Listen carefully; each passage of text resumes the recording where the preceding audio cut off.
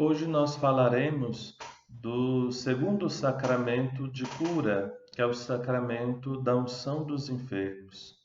Então vamos nos basear basicamente no próprio ritual do sacramento. Ritual da unção dos enfermos na sua assistência pastoral e sua assistência pastoral. Então a introdução do ritual, né, quando começa a falar, então inicia-se falando do sentido e até do próprio valor da doença, né, na vida cristã. Então que nós damos o sentido, não que nós sejamos masoquistas, mas inspirados no grande sofrimento de Jesus para perdoar os nossos pecados, para nós cristãos a doença tem também um valor, né? Ainda que seja o valor de nos unir, então, ao mistério do sofrimento de Jesus. A celebração deste sacramento consiste, sobretudo, na oração da fé e na unção dos enfermos com óleo santificado pela bênção de Deus, após a imposição das mãos pelos presbíteros da Igreja. Por este rito é significada e conferida a graça do sacramento. Então, aqui três coisas que nos aparecem, né? A imposição das mãos, a oração da fé e a unção com óleo. Então, o porquê deste sacramento, ou qual o sentido deste sacramento? Este sacramento confere ao enfermo a graça do Espírito Santo, que contribui para o bem do homem todo, reanimado pela confiança em Deus e fortalecido contra as tentações do maligno e as aflições da morte, de modo que possa não somente suportar, mas combater o mal e conseguir, se for conveniente a sua salvação espiritual, a própria cura. Então, não apenas suportar o mal, mas combater o mal. Porque talvez seja no momento da doença em que nós podemos nos desesperar, né? Achando então que Deus nos abandonou, achando que a nossa vida não tem sentido, e então nós entramos neste estado quase que de desespero, de falta de esperança, de falta de fé. E a unção dos enfermos então vem nos ajudar para eliminar isso da nossa vida. Este sacramento proporciona também, em caso de necessidade, o perdão dos pecados e a consumação da penitência cristã. Porque, como sacramento, a unção dos enfermos, ela pode ser tanto o sacramento dos vivos como o sacramento dos mortos, né? Esta vida é a vida da graça. Então, sabemos que os sacramentos dos vivos são aqueles sacramentos que nós devemos receber em estado de graça, não é? A Eucaristia, a Crisma, o matrimônio, a ordem. Então, são 4 sacramentos dos vivos, porque devemos estar vivos para a graça de Deus. Devemos estar na graça, não é a vida física, que todos os 7, se a gente não estiver vivo fisicamente, a gente não pode receber sacramento. Morto, defunto, não recebe sacramento. Os 2 sacramentos chamados sacramentos dos mortos é o batismo e a confissão. Porque antes de receber o batismo, como nós já nascemos com o pecado, estamos mortos para a graça.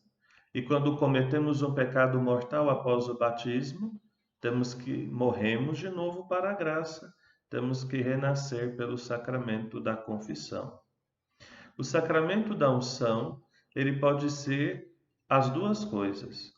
Se a pessoa que vai recebê-lo está em estado de graça, ela se confessou, serve para aquela pessoa como sacramento dos vivos.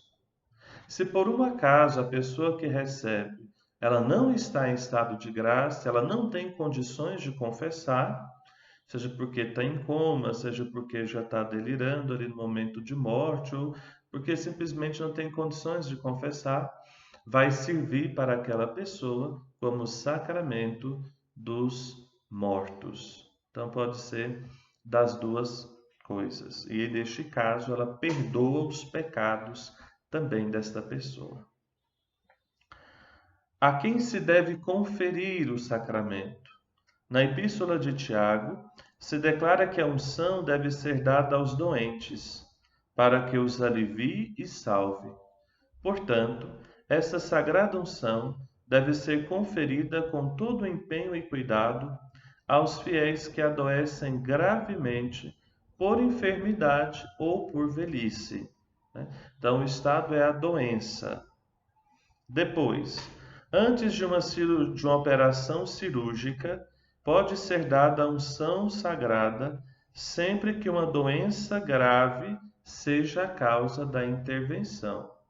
Então, aqui nos diz então que uma doença que não é grave, não é? Que vai ocasionar a cirurgia, quer dizer então que não se dá a unção. Pode-se conferir a sagrada unção às pessoas de idade cujas forças se encontrem sensivelmente debilitadas, mesmo que não se trate de grave enfermidade. Então, porque a pessoa já está muito velhinha, e aí então as forças já estão decaindo, mesmo ela não estando doente, podemos então conferir o sacramento da unção. Também às crianças a sagrada unção seja conferida, desde que tenham atingido tal uso da razão que possam encontrar conforto no sacramento. Na dúvida, se já tenham atingido o uso da razão, administre-se-lhes o sacramento. Então, nós temos a idade da razão aí aos 7 anos. Antes dos 7 anos, nós não administramos a unção, porque essa criança ela não tem culpa própria, né? Então, após os 7 anos, aí nós já podemos, então, administrar este sacramento, porque ela já tem certo grau de razão. A sagrada unção pode ser dada aos doentes privados dos sentidos ou do uso da razão, desde que se possa crer que provavelmente a pediram se estivessem em pleno gozo das suas faculdades. Ou seja, se a pessoa ela está ali, ela não sabe o que está acontecendo, está em coma, ou simplesmente já está no estado em que ela não consegue mais manifestar a sua vontade, e nós sabendo que essa pessoa ela desejaria receber o sacramento, se ela tivesse em condições de escolher, de decidir, então assim nós administramos o sacramento. Se a pessoa já estiver falecida, né?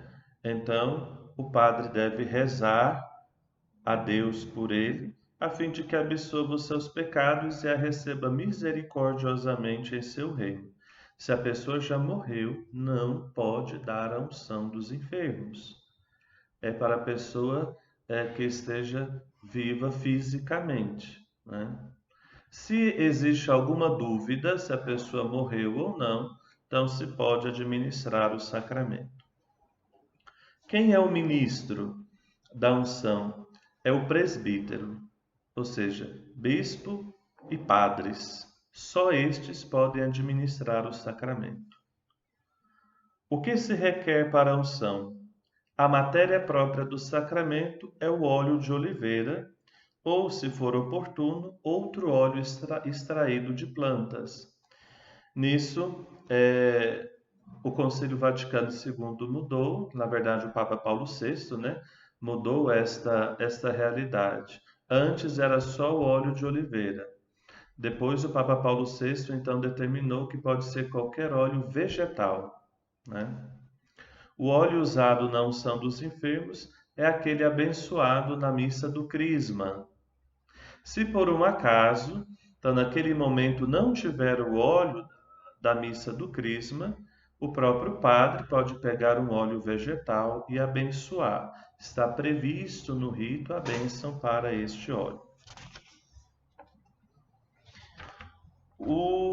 Confere-se a unção, então, onde?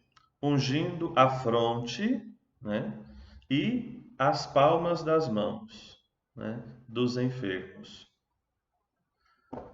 E a fórmula, como ela tem duas partes, ela será dividida A primeira parte, quando tu falando, está ungindo a fronte, e a segunda parte, quando está ungindo as mãos. Contudo, em caso de necessidade, basta que se realize uma única unção, né?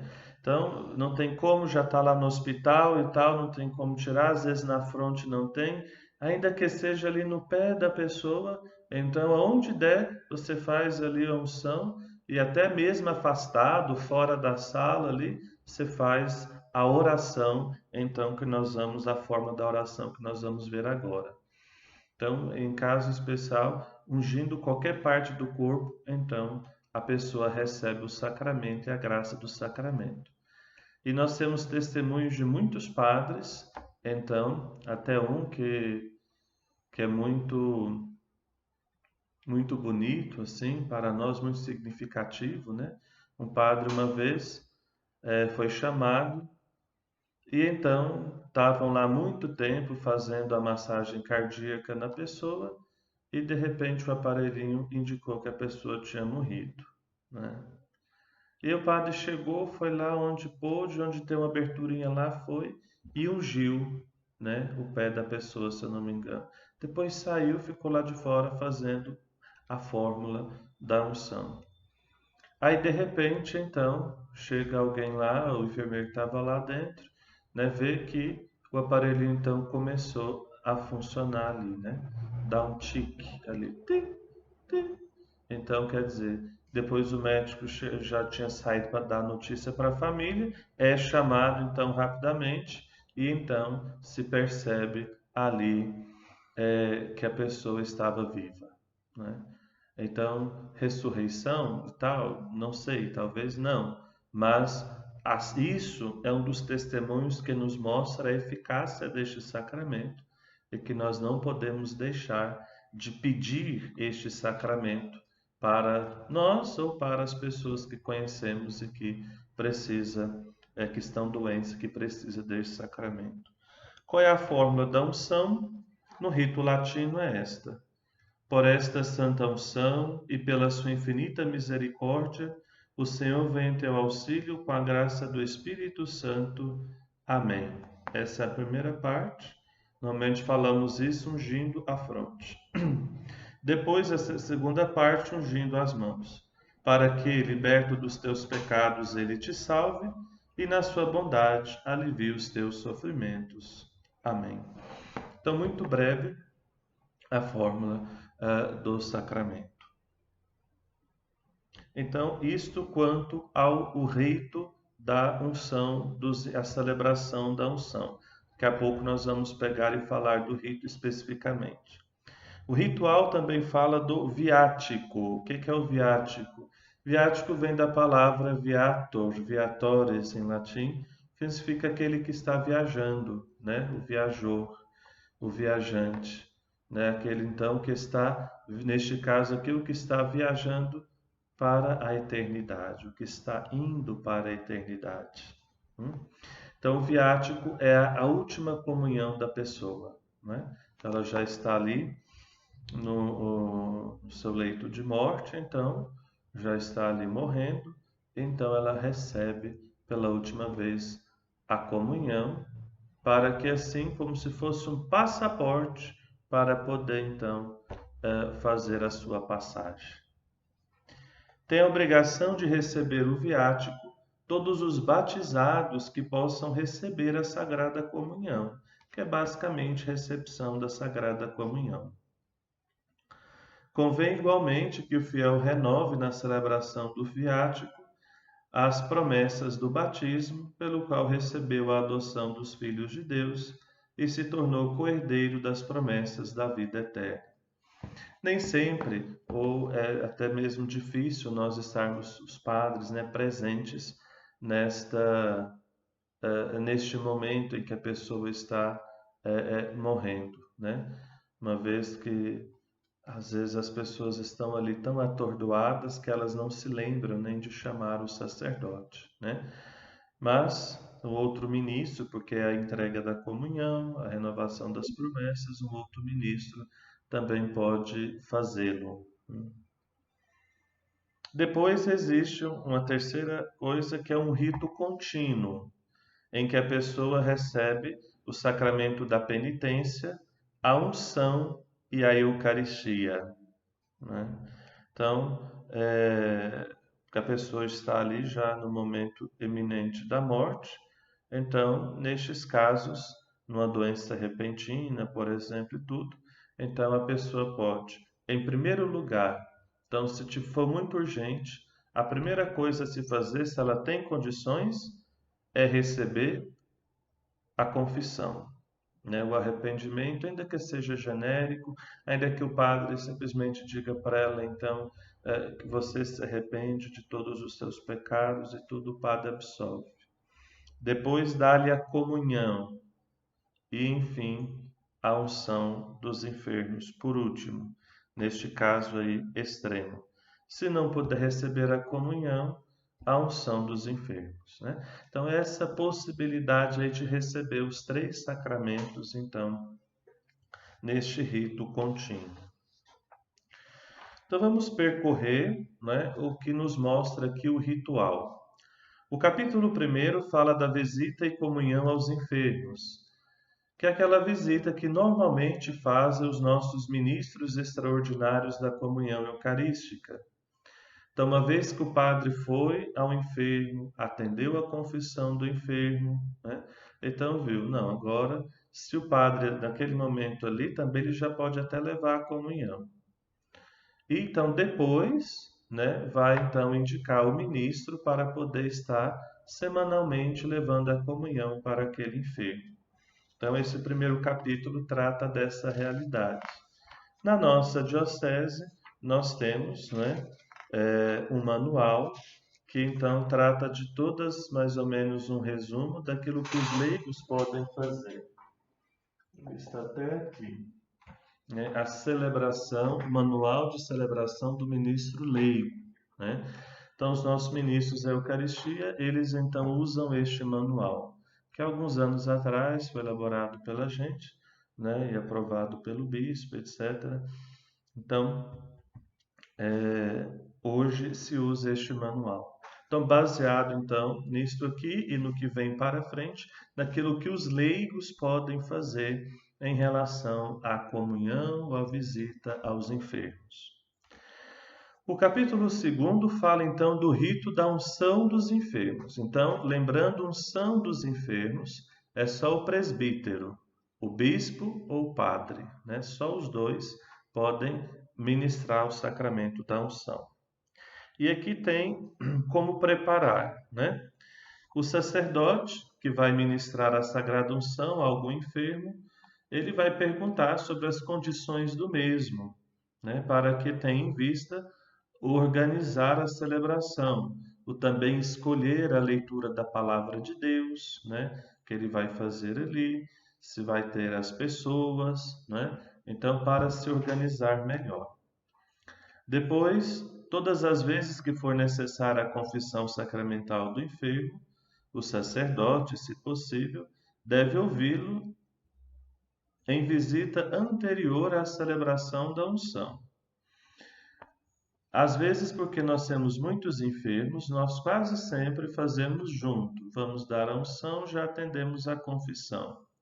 Então, aí pode ser feito em 2 momentos, quando vai fazer junto, unção e confissão. Ou totalmente antes da unção, ou ali naquele momento que seria o ato penitencial, que nós vamos ver daqui a pouco, faço a confissão, depois a gente continua o rito do sacramento. O enfermo que não esteja de cama poderá receber o sacramento da unção na igreja ou outro lugar conveniente, né? Então, os parentes levem, quem não está de cama, né, que pode estar saindo de casa, né, leve então os enfermos até o padre. Nos hospitais, o sacerdote então preste atenção a outros doentes, né, verificando se podem tomar parte na celebração ou até mesmo se forem católicos e tudo, se também querem receber o sacramento. Depois, então, o rito consiste em ritos iniciais, sinal da cruz, a saudação. Depois a aspersão com água benta do enfermo em do seu quarto, né? Depois tem uma oração que é dirigida aos presentes e àquele que está enfermo. A oração que vai retomar então a epístola de Tiago. Em relação então ao texto bíblico, nós vemos que Jesus várias vezes curou muitas pessoas. E através disso, então, nós vemos que ele fez disso um sacramento, quer dizer, um sinal. O sinal da presença de Deus na vida daquela pessoa, o sinal da presença de Deus na vida daqueles que estavam ali ao redor daquele enfermo. E foram várias as curas que Jesus fez, né? Depois, refletindo nessa realidade, a própria Sagrada Escritura, na carta de Tiago, já desenvolvendo então essa questão da unção. E aí nos coloca, porque está na Escritura, hoje nós fazemos. Alguém de vós está enfermo, diz Tiago, chame os presbíteros da igreja, para que orem sobre ele. E como o gesto da imposição das mãos também é sempre gesto de cura, então nós hoje ainda fazemos o gesto da imposição das mãos. Fazemos a oração por aquele enfermo, ungindo com óleo em nome do Senhor. E aqui entra o óleo. Está na Sagrada Escritura. Por isso hoje Jesus talvez não tenha falado aqui deste óleo para a unção, mas a Bíblia, a Sagrada Escritura fala. A oração da fé salvará o doente, o Senhor o aliviará, e se tiver pecado, receberá o perdão. Então, toda a teologia do sacramento da unção está baseada aqui. Toda a liturgia, tudo aquilo que nós fazemos no sacramento da unção, está baseado aqui nas palavras de Tiago, que estão na Sagrada Escritura, né? Depois tem o rito penitencial. Se o enfermo não confessou, nós fazemos o rito penitencial. Se ele já confessou, né, não havendo a confissão neste momento aqui, não é? Nós fazemos este rito penitencial, mesmo ele já tendo se confessado.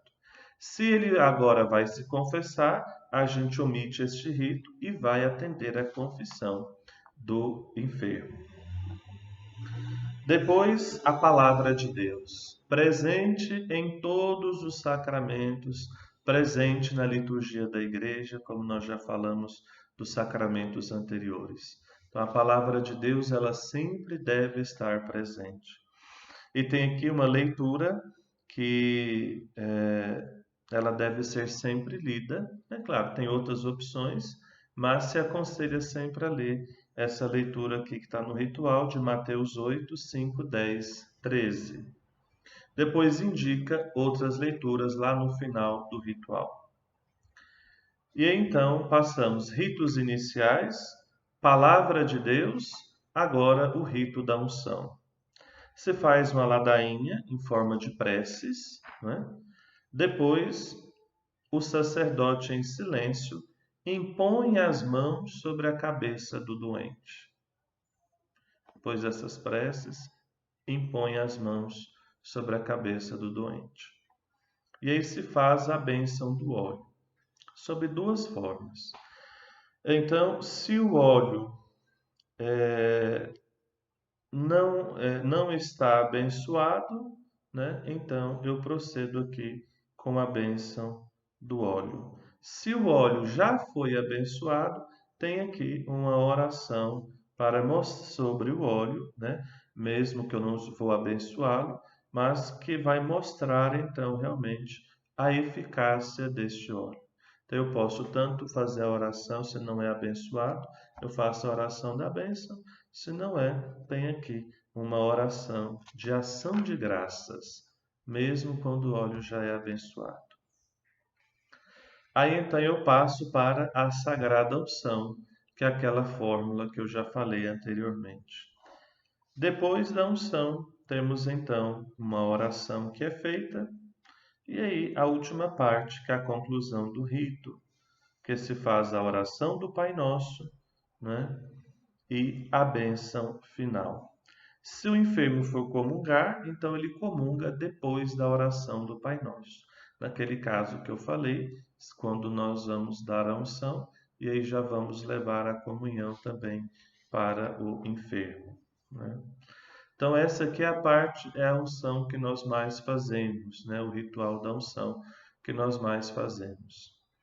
Depois tem o rito breve, não é? Que é quando a pessoa está muito doente, então não dá assim tanto para a gente poder ficar fazendo uma pregação, uma homilia. Depois da leitura da palavra de Deus, é bom a gente falar um pouquinho da palavra de Deus, ali fazer uma pequena homilia, seja para o doente, seja para quem está ali participando da família. Mas se o enfermo está muito doentinho, ou nem está entendendo, ou nem está escutando, a gente faz talvez para as pessoas que estejam ali. Se não tiver ninguém, ficou só eu, só o padre e o doente, que às vezes até quando a gente chega nas casas, não tem familiar, tem uma pessoa cuidando. Então a pessoa está lá cuidando da casa, cuidando da comida, e às vezes nem ela nem é católica, né? Então a gente não pode obrigar a pessoa a estar ali com a gente ou ficar falando, né, para a própria pessoa. Quando é possível, a gente faz. Se não é possível, então, o que é mais importante no rito, né? Se a pessoa consegue entender e compreender alguma coisa, a gente ao menos lê a palavra de Deus. Se não, a gente faz o ato penitencial com a pessoa, joga água benta, né? Faz o ato penitencial. Depois impõe as mãos, unge a pessoa e dá uma bênção. Então o padre vai saber ali, de acordo com as coisas que tiver acontecendo, o estado do enfermo, saber então dosar esta realidade. Depois o ritual nos apresenta o rito da unção na missa, né? Comumente se celebra aí, às vezes 2, 3 vezes ao ano a missa dos enfermos, em que os vicentinos ou então a pastoral da saúde traz os enfermos que podem, né? Para a igreja e tudo. Depois a celebração da unção em grande concentração dos fiéis, isso sendo fora da missa ou também até mesmo dentro da missa, né? E depois apresenta o capítulo 3º, o viático. O viático dentro da missa, quando se celebra a missa lá na casa do enfermo. O viático fora da missa, que é o que vai seguir aqui todo o ritual. O que vai acrescentar, então, é a indulgência plenária, que é dada depois do ato penitencial para o enfermo, que já está, então, passando para outra vida. A profissão de fé batismal, né, que é colocado aqui, e o próprio viático, né, que é dado ali para a pessoa. Quando é o padre, ele então faz a indulgência plenária, né, para a pessoa. A Santa Sé nos concede essa permissão, né? A pessoa já está partindo desta vida. Depois, o capítulo 4 nos fala da administração dos sacramentos a enfermos em perigo de morte iminente, né? Que seria o rito contínuo de penitência, unção e viático, né? Que nós falamos anteriormente. Que aqui também tem o próprio rito, talvez até mesmo se a pessoa não for crismada, a possibilidade de conceder o sacramento da confirmação para a pessoa, não é?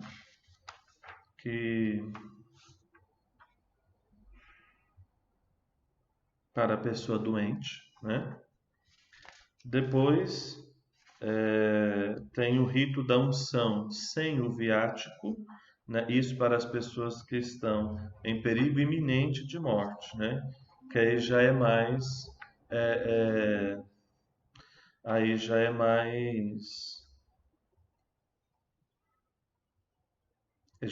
breve o rito, como eu tinha falado anteriormente.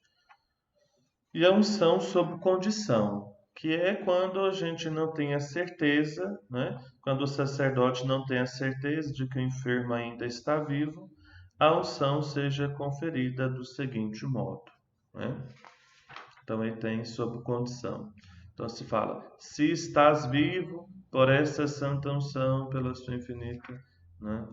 A confirmação em perigo de morte, aqui está o rito, o capítulo 5º, é um rito separado, não é?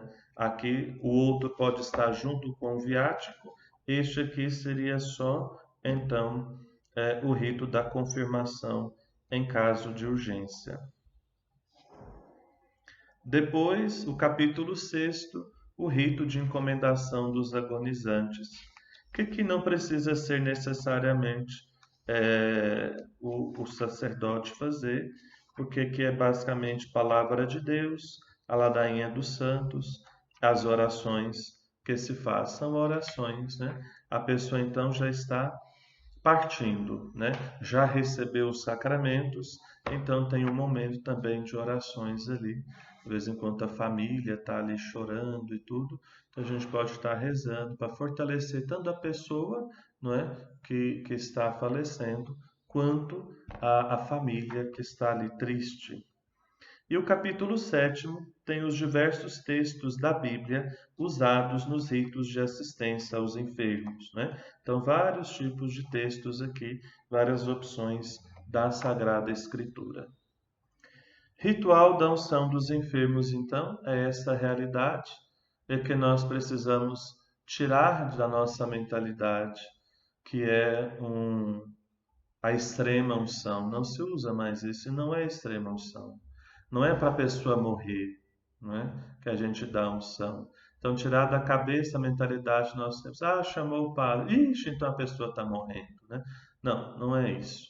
É uma assistência, uma força para a pessoa, então, poder recobrar a saúde, se for a vontade de Deus. Uma força para os parentes que estão ali, não é? Tristes com essa enfermidade da pessoa, uma grande assistência, uma grande participação, não é? Para os doentes que muitas vezes nem recebem visitas, nem recebem nenhuma atenção, né? Então nós temos estas várias modalidades e várias coisas que nós podemos oferecer o sacramento da unção, e que justamente este sacramento terá a sua grande validade para as nossas pessoas, né? Para os nossos fiéis. Então, sempre que for necessário, a pessoa está doente, já está bem velhinha, a gente pedir o sacramento da unção e divulgar essa necessidade. É uma grande misericórdia de Deus, uma grande graça, uma grande bênção de Deus para nós este sacramento, que infelizmente talvez ainda seja muito desconhecido pelos nossos fiéis, né? Então, por isso que nós precisamos realmente conhecer e assim pedir este sacramento da unção dos enfermos. O Senhor esteja convosco, Ele está no meio de nós. Abençoe-vos o Deus Todo-Poderoso, Pai, Filho e Espírito Santo. Amém.